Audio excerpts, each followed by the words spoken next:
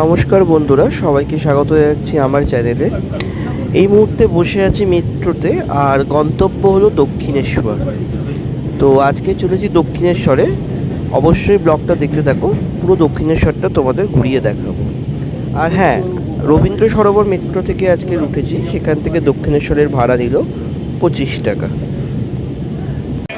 এই মুহূর্তে আমি দক্ষিণেশ্বরে পৌঁছে গেছি, আর দক্ষিণেশ্বরে এই স্কাই ওয়াক থেকে হেঁটে চলেছি দক্ষিণেশ্বর মন্দিরের উদ্দেশ্যে। স্কাই ওয়াকটা পুরো মায়ের মন্দিরের সামনে গিয়ে শেষ হয়েছে। খুবই সুন্দর স্কাই ওয়াকটা, তোমাদের দেখিয়ে দিই একবার। স্কাই ওয়াকের দুপাশে প্রচুর দোকান আছে। এই দোকানগুলো থেকে তোমরা পুজো দেওয়ার জন্য ডালা কিনতে পারো। দেখো, এখানে সমস্ত দোকানে ডালা পাওয়া যাচ্ছে, এবং ওই পাশেও কিছু দোকান আছে।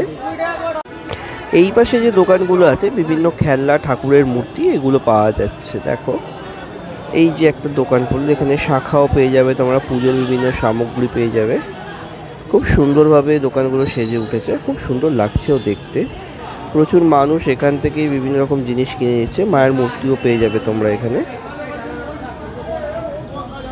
এইভাবেই স্কাই ওয়াকের দুপাশে দোকান সেজে উঠেছে। ওইদিকে ডালা পাওয়া যাবে, আর এইদিকে বিভিন্ন রকম জিনিস পেয়ে যাবে তোমরা। আমি এই মুহূর্তে স্কাই ওয়াকের একদম শেষ প্রান্তে চলে এসেছি। দেখো, এখানে একটা দক্ষিণেশ্বরের মন্দিরও কি সুন্দরভাবে ফুটিয়ে তোলা হয়েছে, অসাধারণ লাগছে। এখান থেকেই এবারে আমরা নেমে মায়ের মন্দিরে প্রবেশ করব। আমি এই মুহূর্তে দক্ষিণেশ্বরে প্রবেশের সিংহদুয়ারের সামনে দাঁড়িয়ে আছি। এখান দিয়ে এবারে মন্দিরের ভেতরে প্রবেশ করব। আর ভেতরে প্রবেশ করেই প্রথমে শ্রী রামকৃষ্ণদেবকে দেখতে পেলাম। এখানে দেখো, ঠাকুর এখানে দাঁড়িয়ে আছেন।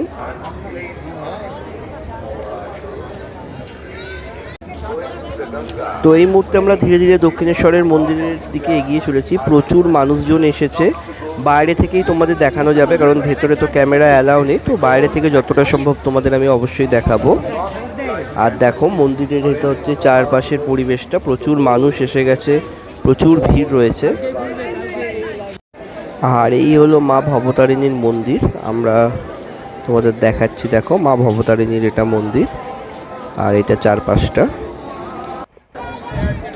প্রচুর ভিড় হয়েছে মন্দিরে এই বছরে। প্রচুর মানুষ এসে গেছে মায়ের দর্শনের জন্য। আর মায়ের এখানে দর্শন সবাই করতে পারে যারা আসবে এখানে। এইটা হচ্ছে মন্দিরের চারপাশের অংশটা। মন্দিরটা খোলা থাকছে সকাল 8টা থেকে বেলা 12:30, ও বিকেল 3টে থেকে সন্ধে 9টা অবধি মন্দির খোলা থাকছে। এই টাইমের মধ্যে এসে তোমরা পুজো দিতে পারো।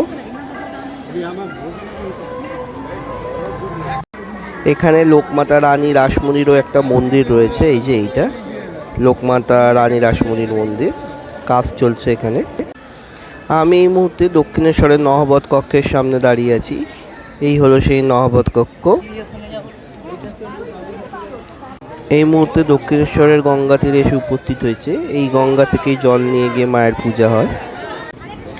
আর এখান থেকে দেখো, এই যে দূরে যে ব্রিজটা দেখতে পাচ্ছ, এটা হচ্ছে বালি ব্রিজ। খুব সুন্দর লাগলো দেখতে, তাই তোমাদের সঙ্গে এটা শেয়ার করলাম। অসাধারণ লাগছে এখান থেকে দেখতে। আর গঙ্গা তীরেই মায়ের মন্দিরের ঠিক উল্টো দিকে এরকম সারিবদ্ধভাবে ছটা টোটাল 12টা বাবা মহাদেবের মন্দির আছে। দেখো, এই দিকে 6টা আর ওইদিকে 6টা মন্দির তোমরা দেখতে পাবে। খুবই সুন্দরভাবে মন্দিরগুলো এখানে সেজে উঠেছে। মন্দিরগুলোতে রঙও করা হয়েছে।